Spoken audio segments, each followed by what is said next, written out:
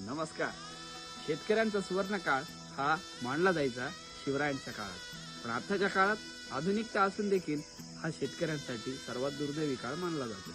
तर कारण आज योजना आहेत पण लाभ नाही, प्रशिक्षण केंद्र आहेत पण उत्साह नाही. आज शेतकऱ्यांसाठी कृषी विद्यापीठ आहेत पण त्याचा शेती क्षेत्रात म्हणावा तेवढा परिणाम नाही. आणि सगळ्यात महत्त्वाचा आज बाजारपेठ आहे पण तिथे बसून भाव करण्याचा अधिकार नाही.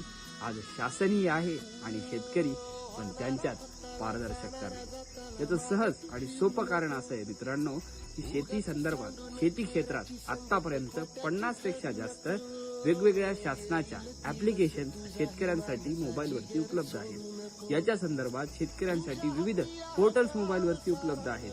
पण म्हणाव तितका शेतकऱ्यांमध्ये आपल्याला यामुळे काही बदल झालेला दिसून येत नाही.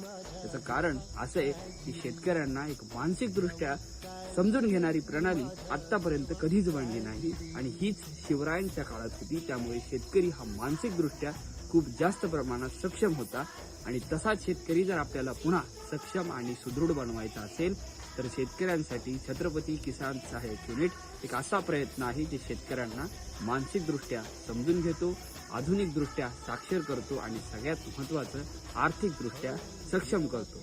धन्यवाद.